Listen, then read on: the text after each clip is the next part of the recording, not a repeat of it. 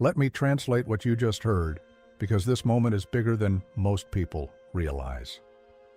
Caitlin Clark didn't just make a statement at USA Basketball Camp. She exposed the biggest conflict of interest in professional sports right now, and the WNBA Players Association is scrambling to contain the damage. Here's what's really happening. While you've been waiting months to find out if there's even going to be a 2026 WNBA season, the same people negotiating on behalf of players are actively building a competing league. Nafisa Collier, Breanna Stewart, they're co-founders of Unrivaled, a 3-on-3 league launching this winter. And they're also on the WNBA board that's dragging out these CBA negotiations past deadline after deadline. You were onto something when you noticed this doesn't add up. Because it doesn't. And Caitlin Clark just called it out without saying a single name. If you believe fans deserve transparency about what's really going on behind closed doors, hit that like button right now. It tells us you're tired of the games and you want the truth. Let's filter out the noise together. The WNBA and the WNBA Players Association have been negotiating a new collective bargaining agreement since before the season ended. October 30th was supposed to be the deadline. That came and went. Now we're looking at January 9th, 140 extra days of back and forth while fans are left in limbo wondering if the league's biggest season ever is about to be followed by no season at all. And here's where it gets messy. The people negotiating on behalf of players, they're not exactly neutral parties anymore. Nafisa Collier and Breanna Stewart co-founded Unrivaled. They own stake in a league that directly competes with the WNBA for attention, for sponsors, for media coverage, and they're sitting at the negotiating table, supposedly fighting for WNBA players while simultaneously building an alternative that benefits from WNBA dysfunction. Many of you have been saying this for weeks in the comments. How can someone negotiate in good faith for the WNBA when they profit from the WNBA being unavailable? Every month the WNBA season gets delayed is another month. Unrivaled gets free marketing. Every controversy is more attention for their 3-on-3 league. Think about it logically. If the WNBA season starts on time in May, who's watching 3-on-3 basketball in February? But if there's no WNBA season because negotiations failed, suddenly Unrivaled becomes the only place to see these stars play. That's not a conspiracy theory. That's basic business incentives. And Caitlin Clark sees it. She showed up to USA Basketball Camp, barely recovered from the injury that ended her season early, and she made her position crystal clear. Not in a carefully worded press release, not through her agent, face-to-face with reporters. She said what everyone's been thinking, quote, "This is the biggest moment the WNBA has ever seen, and it's not something that can be messed up. We're going to fight for everything we deserve, but at the same time, we need to play basketball. That's what our fans crave." Let me break that down for you, because there's layers here. When she says the biggest moment the WNBA has ever seen, she's right. Last season shattered every record, attendance through the roof, a $2.2 billion TV deal, expansion team selling for $250 million. The WNBA finally had mainstream momentum. And when she says it's not something that can be messed up, she's sending a direct message to the Players Association. You're about to fumble the best opportunity women's basketball has ever had over what? Over housing subsidies while you're signing deals with leagues that don't even offer housing, over training camps starting in March instead of April. She kept going, quote, "The way you make money is by playing games. That's how you build your market. That's what fans want to see, the product on the floor. Not exhibitions, not off-season 3-on-3 tournaments. WNBA basketball. The real thing, the thing that actually matters." And here's the part that should terrify the Players Association. She suggested compromise. She said, maybe instead of fighting over a 5-year CBA, do 3 years, get back to the table sooner. Renegotiate after the league has actually grown. But we need to play now. That's not someone being soft. That's someone who understands strategy. You can't negotiate your way to a bigger pie if you burn down the bakery. You can't demand more revenue if you destroy the momentum that's creating that revenue. Reading between the lines, what Caitlin Clark is really saying is this: I'll bring the fans back, I'll fill the arenas again, I'll deliver the ratings that justify these massive TV deals. But you need to let me play. Don't sabotage this moment because you're playing power games with people who have competing interests, and the numbers back her up. Caitlin Clark averaged over 17,000 fans per game. She's the reason ESPN is talking about the WNBA in prime time. She's the reason casual sports fans who never cared about women's basketball are suddenly buying tickets and watching games. The WNBA is offering a $5 million salary cap increase. Maximum salaries up to $1.5 million. Revenue sharing that could push top contracts past $1 million with yearly increases tied to league growth. These are historic numbers, transformative increases compared to where the league was just 2 years ago. But the Players Association says it's not enough. They say the revenue sharing model only gives players 10 to 15% of projected league revenue. They say the league wants to end housing subsidies. They say training camp might start too early. So let me get this straight.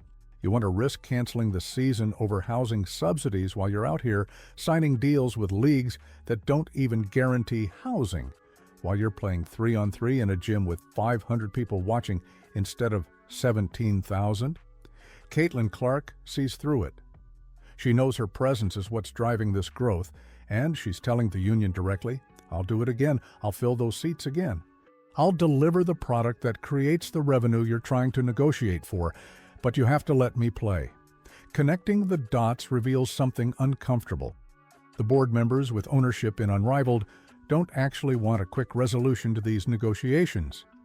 Every week the WNBA season is in jeopardy is another week their competing league gets attention. Every controversy is free marketing. And before anyone says I'm speculating, let me be clear, we're getting into theory territory here, but the incentives are obvious.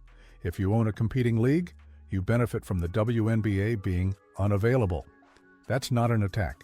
That's basic economics. What makes Caitlin Clark's comments so powerful is the timing. She's at USA basketball camp, surrounded by other WNBA stars, players who have been mostly quiet during these negotiations. And she's the one speaking up. Not union reps with prepared talking points.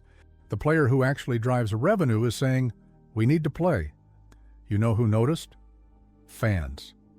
Social media exploded when her comments went public. Everyone's been waiting for her to weigh in, and she didn't disappoint. She essentially said, I'm not playing around with alternative leagues, WNBA or nothing. Get this done. That puts massive pressure on the Players Association. Because if Caitlin Clark is publicly calling for compromise, what's their excuse?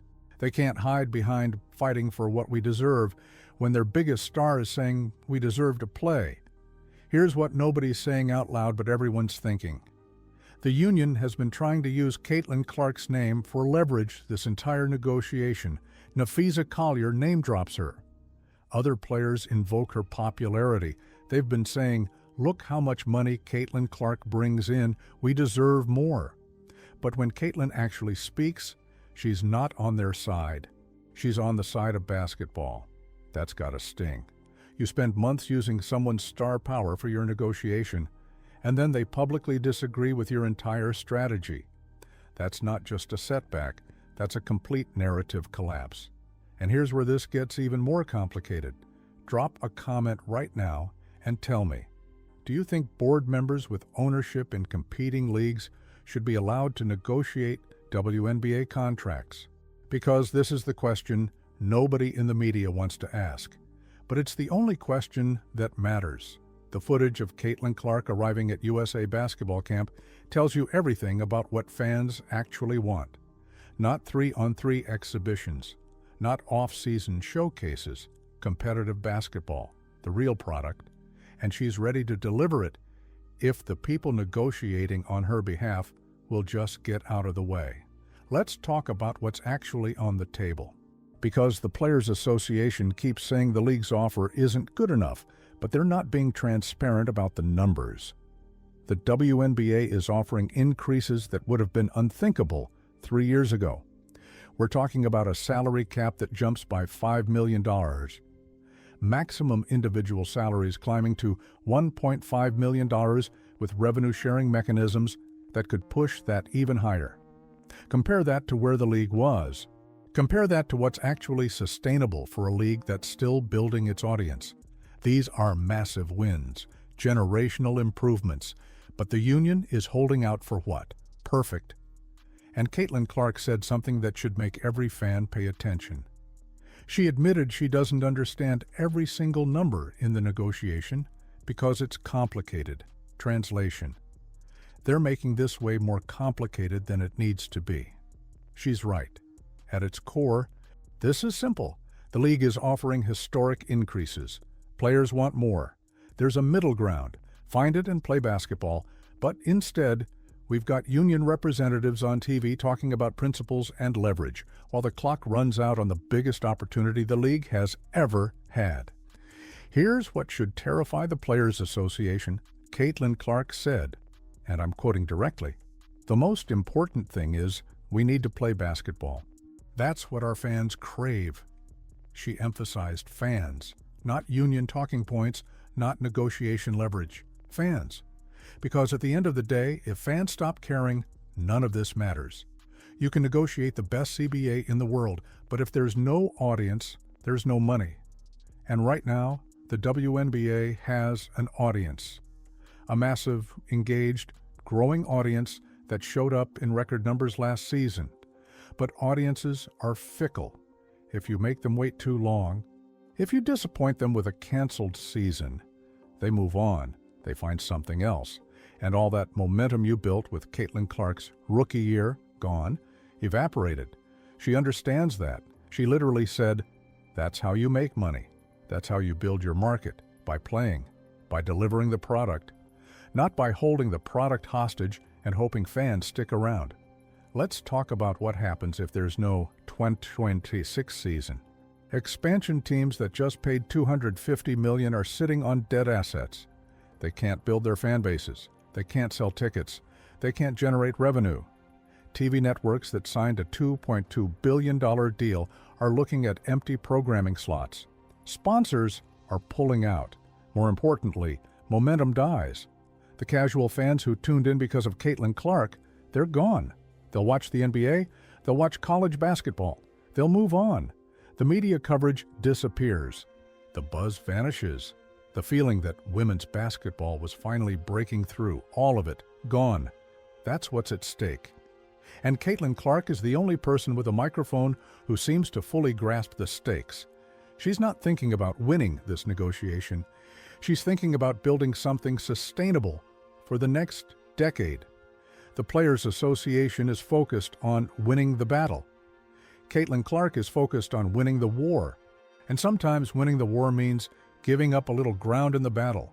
That's strategy. That's leadership. Here's the other brilliant thing she did. She put the union in an impossible position. If they continue dragging this out after their biggest star publicly called for compromise, they look unreasonable. They look like they're prioritizing ego over the game.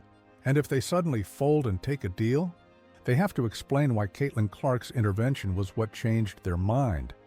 Either way, they've lost the narrative. She just checkmated them without even trying. That's what happens when you have genuine star power. You don't need to play politics. You don't need carefully worded statements. You just say what's obvious, and everyone listens because you've earned that credibility. Meanwhile, the conflict of interest keeps getting worse. We're getting into rumor territory, but multiple sources are suggesting that Unrivaled has been actively recruiting WNBA players with the pitch that the WNBA season might not happen. Think about that. The same people who own Unrivaled are the same people negotiating whether the WNBA season happens. If these reports are accurate, they're literally benefiting from the chaos they're creating at the negotiating table.